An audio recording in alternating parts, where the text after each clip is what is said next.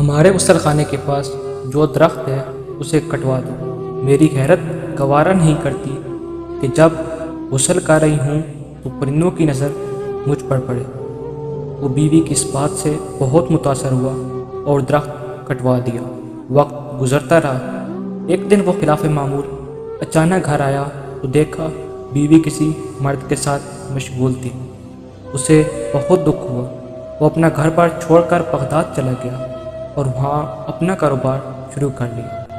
اللہ نے کاروبار میں خوب برکت دی اور اپنے روز افزوں کاروبار کی بدولت وہ بغداد کے سرکردہ شہریوں میں شمار ہونے لگا، یہاں تک کہ بغداد کے کوتوال تک رسائی بھی حاصل کر لی۔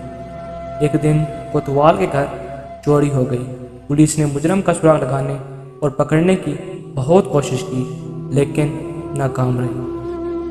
اس نے دیکھا کہ ایک شیخ کا کوتوال کے گھر آنا جانا ہے اور کوتوال ان کی بے حد تعظیم کرتا ہے، لیکن ایک بات اس کی سمجھ میں نہیں آتی تھی کہ شیخ آدھے پاؤں پر چلتے ہیں، پورا پاؤں زمین پر کیوں نہیں رکھتے۔ اس نے کسی سے وجہ پوچھی تو اس سے بتایا گیا کہ یہ پورا پاؤں زمین پر اس لیے نہیں رکھتے کہ کہیں کیڑے مکوڑے نہ کچلے جائیں۔ وہ شخص فوراً کوتوال کے پاس گیا اور اسے کہا، جان کی امان ہو، عرض ہے آپ کی چوری اسی شیخ نے کی ہے۔ جب تحقیق کی گئی تو مال اسی شیخ کے گھر سے برآمد ہوا۔ کوتوال نے حیرانی سے کہا، ہم نے تو کبھی سوچا بھی نہیں تھا کہ یہ شیخ بھی ایسا کر سکتے ہیں، تمہیں کیسے معلوم ہوا؟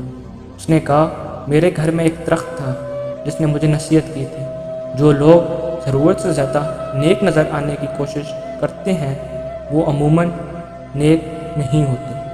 سبق یہ حقیقت ہے کہ کچھ لوگ فیس بک کی حدود تک ہی با اخلاق رہتے ہیں، حقیقی زندگی میں ان کی شر سے ان کے محلے دار، رشتہ دار، حتیٰ کہ گھر والے بھی پناہ مانگتے ہیں۔ ایسے اخلاق کو نیک نامی کا کیا فائدہ کہ جس سے صرف وہی لوگ فائدہ اٹھائیں جن کا آپ کی پریکٹیکل لائف سے کوئی واسطہ ہی نہیں۔